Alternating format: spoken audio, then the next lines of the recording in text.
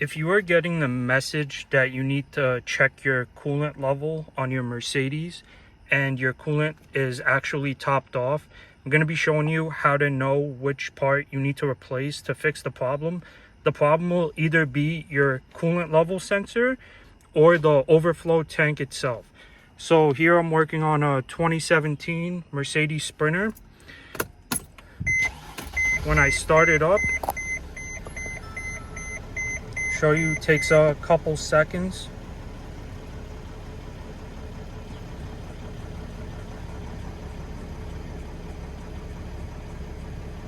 Okay, so there's the message. Let me show you how to diagnose it and figure out what's actually wrong with it. So on this 2017 Sprinter, the coolant level sensor is right there underneath the tank. So in order to test whether the sensor is bad or the coolant reservoir itself, easiest way to do this is this clip right here. Pull that clip off, and now you're going to want to spin the sensor itself anti-clockwise like that. Then the sensor will drop out right here. So you're going to want to throw the sensor onto the side. This will work on any Mercedes. So throw the sensor on the side.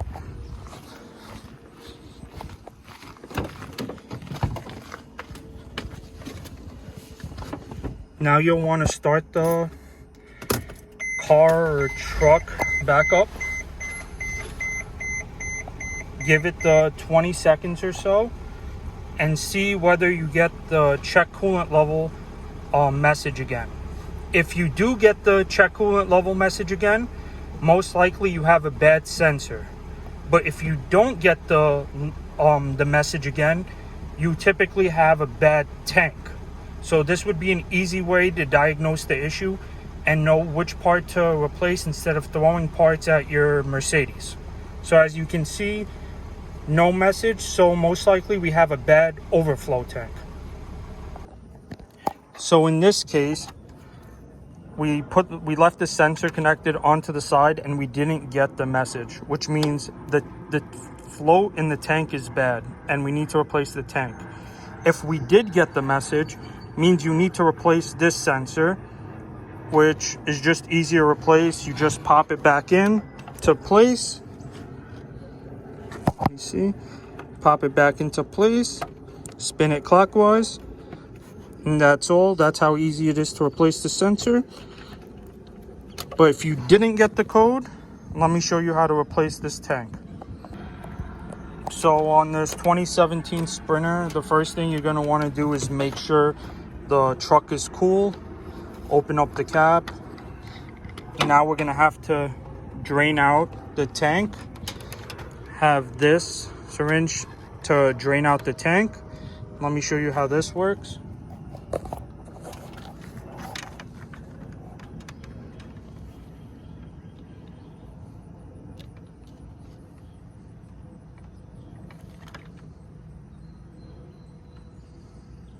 It's going to take some time, but eventually should be able to empty out the whole thing within a couple minutes. With the overflow filled up to the max line, I was able to get out around 85 to 90 ounces of fluid. And next up, you're going to want a T30 to remove this one screw off. This is the only screw holding this in place. Okay, so this is a T30.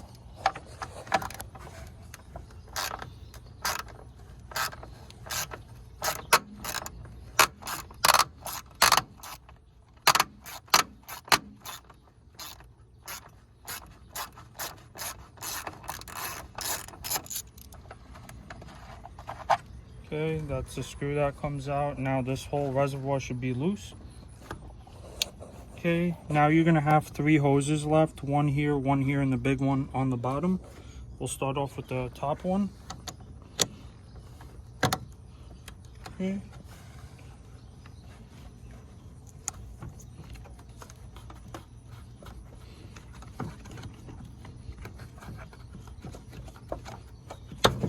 Okay, that's the top one.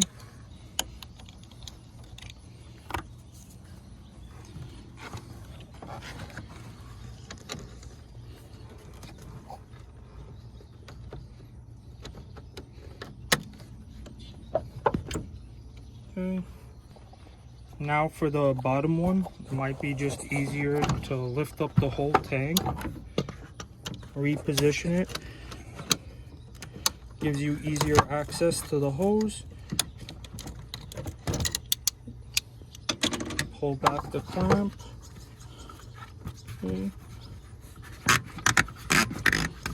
And that's the reservoir of the car. Okay, as you can see, there's pieces of the float in there. That black little circle is the magnet. The level sensor looks for that magnet. If the magnet is sitting too low, it'll throw the message that you're receiving. If the magnet sits up high from the float coming up, then it'll assume that the level is fine. So since the magnet is broken off, the sensor is reading that the car needs coolant, which it obviously doesn't. It's just the float being broken, as you can see. So this is the new tank.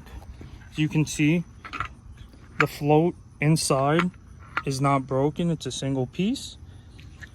The new tank, I'm going to put the part number in the description, comes with the sensor. Typically the sensors it comes with aren't that great, so you're going to want to spin this off and either use your original sensor or buy another sensor. I'll list the part number for another sensor down below as well, in case that's what's broken, or if you would prefer to replace it with a new one. I wouldn't use the one that comes with the tank. Usually they're cheap and go bad regardless. Okay, just reverse order. Slide this down. Slide the bigger bottom hose in place. Okay, with that in place,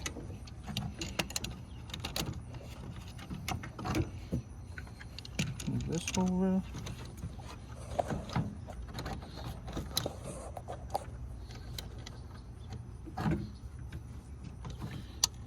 Okay, with that in place, slide the clamp into position. It's the bottom clamp into position. Okay. Next, I would just seat the tank. There's two legs right here. You're gonna have to put them through the holes over there. Push down, as well as two legs over here. Make sure those go into these top two. Push down, that's in place. We'll put the screw in a second. Here's your middle hose. This one. Okay, slide that. There goes that hose. Okay, top hose. Slide into place. Like that. Okay. The pliers.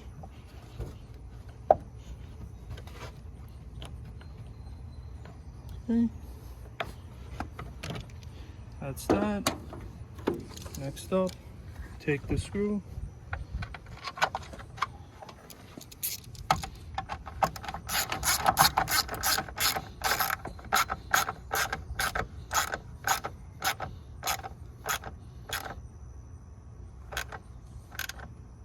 Okay, don't want to over tighten it.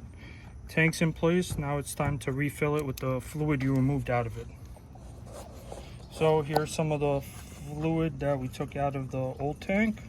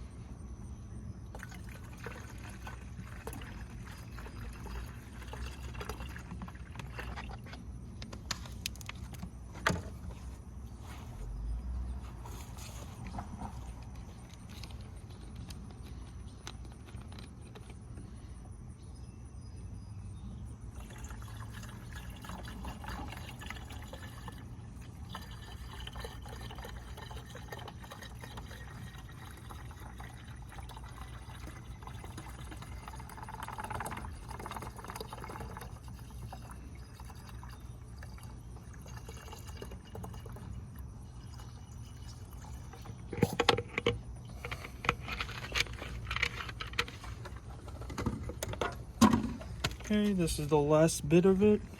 However, it's already up to the max line, but as you can see, there's bubbles coming up, so it's self-bleeding itself. So just add what you took out as long as it was originally at the max line, because it's going to go down regardless. Okay, you're going to want to throw a new cap on. Okay, it's locked into place. So I opted to go for a new sensor regardless. I'm not going to use the overflow sensor or the original sensor. I'm just going to put a new one in place. I'm going to put the part number for the new sensor down below in the description.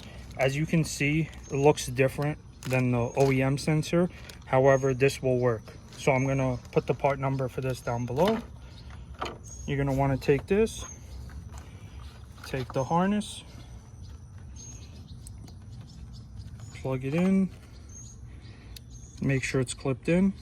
You're going to want to place the sensor like this and then spin it clockwise from the bottom. So like that, spin it clockwise. Okay, now since it's locked into place, you're going to want to come back over here, and then where you unclipped this, which goes over here, you're going to want to reclip the harness back onto the side right there, and now you're all done. Okay, so we're going to start it up, see if we get the message. Okay, we'll give it 20-30 seconds. Some Mercedes will throw the message right away. There's others where you have to restart it and wait 20 to 30 seconds. The Sprinter is one of those, so give it 20-30 seconds. If the message doesn't pop up, that means you're good to go. So as you can see, by now we would have gotten the check coolant level message, which means we've fixed the problem. The problem was the tank. And that's about it. Thanks for watching.